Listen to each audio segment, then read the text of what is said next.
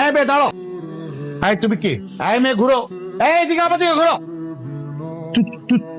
তুমি জি জি স্যার, আমি। তুমি মেয়েদের ড্রেস পরেছো কেন? না আসলে স্যার হয়েছে কি, ওই যে আমাদের সামনে মঞ্চনাটক হবে তো, তাই প্র্যাকটিস করতেছিলাম। প্র্যাকটিস করো ভালো। আসলে স্যার ওই যে হিরোইন ক্যারেক্টার করতেছিলাম। মিরাজ আছে না, মিরাজ তো হিরো করতেছে, কিন্তু মিরাজের সাথে হিরোইন করার জন্য না কেউ নাই, কেউ করতে ইচ্ছে করছে না, তাই ভাবলাম হিরোইন ক্যারেক্টারটা আমি করি, তাই প্র্যাকটিস করতেছিলাম। গুড গুড গুড, খুব ভালো। আমি কিন্তু প্র্যাকটিস করতাম, আমি মঞ্চ নাটকে অভিনয় করছি। কি অভিনয় করছি জানো? বড়গা। ও এই দেখো দেখো, শিখো শিখো। ঠিক আছে। কিরে, তুই যে আজকে স্কুলে এতগুলা টাকা ছিটাইছিস, কোন সুস্থ মস্তিষ্কের মানুষ কি এরকম টাকা ছিটায়? টাকা ছিটেছি তো কি হয়েছে? তোমার কি টাকার অভাব আছে? আর তাছাড়া আমি ভোটে জিততে চাই, এই জন্য ছিটেছি। স্কুলে তো সব বাচ্চা ছেলে পেলে ওই আইসক্রিম, কেক, চকলেট এগুলো কিনে দিলেই তো ওরা খুশি হয়ে যেত। আমার যেটা ঠিক মনে হয়েছে আমি সেটা করছি। আর তুমি এত টাকাতে কি করবা? হ্যাঁ, টাকা টাকা করো, মরে গেলে তো টাকা সব আমারই হবে, এই জন্য আমি দিয়ে দিছি আমার মনে করে। ছি ছি ছি ছি, বাবার মরার কথা কেউ এভাবে বলে? তো তোমার হাজবেন্ডও তো টাকা টাকা করে কেন? আমার মন চাইছে আমি টাকা দিতে পারি না, ওনার কি টাকার অভাব নাকি? টাকা যদি অনেক থাকে তাতে কোনো সমস্যা নাই, যখন দুদো কাইসা ধরবে না তখন টাকাও যাবে, তোর বাবাও যাবে। আমি ওসব কিছু জানি না, আমার দরকার ছিল টাকা ছেটানো, আমি ছেটাইছি। ভাইয়া একটা কথা বলবো। হ্যাঁ বল, কি কথা? আমি হসপিটালের জন্য জমি দিতে পারবো না, আর যদি জমি দিতে হয় তাহলে আমাকে হসপিটালের পার্টনার করতে হবে, অথবা ভাইয়া হসপিটাল বানানোর আগে আমাকে একটা ফ্যাক্টরি বানিয়ে দিতে হবে। দিব করে, এটা বড় ফ্যাক্টরি করে দেবো। কি ফ্যাক্টরি? ভালো কোনো ফ্যাক্টরি ভাই, যেমন ধরেন সাবানের ফ্যাক্টরি হইতে পারে, ডিওটিনের ফ্যাক্টরি হইতে পারে, কিন্তু ভাই ফ্যাক্টরিটা একটু বড় হইতে হবে। আগে হসপিটালটা হোক, তারপর না হয় বড় একটা ফ্যাক্টরি করে দেবো। তারপর না চাচ্চু, আপনি পাপাকে আগে একটা ফ্যাক্টরি করে দেন।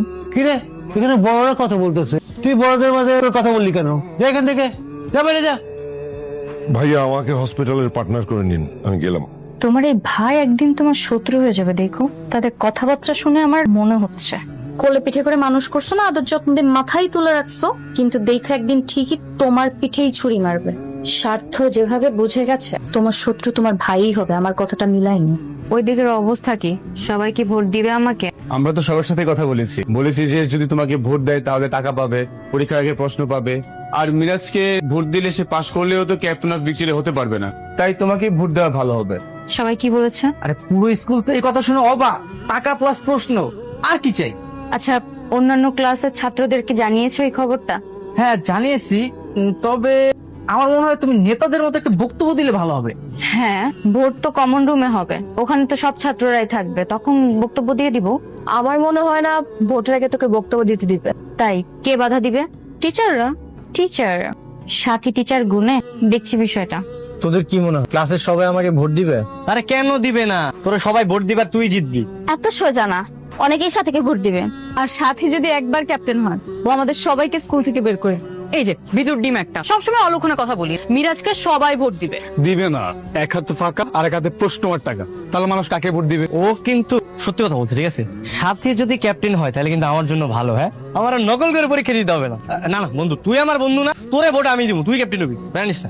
দেখ, আমি ক্যাপ্টেন অফ দ্য ভিক্টোরি হতে চাই না, কিন্তু এই স্কুলকে ধ্বংসের হাত থেকে আমি বাঁচাতে চাই। আমি কোনোভাবেই চাই না এই স্কুলের পরিবেশটা নষ্ট হয়ে যাক। সাথী যদি নির্বাচিত হয়, ও যদি জিতে যায়, তাহলে কিন্তু এই স্কুলের পরিবেশ নষ্ট হয়ে যাবে। স্যার, ভোট শুরু হওয়ার আগে আমি শিক্ষার্থীদের সাথে কথা বলতে চাই।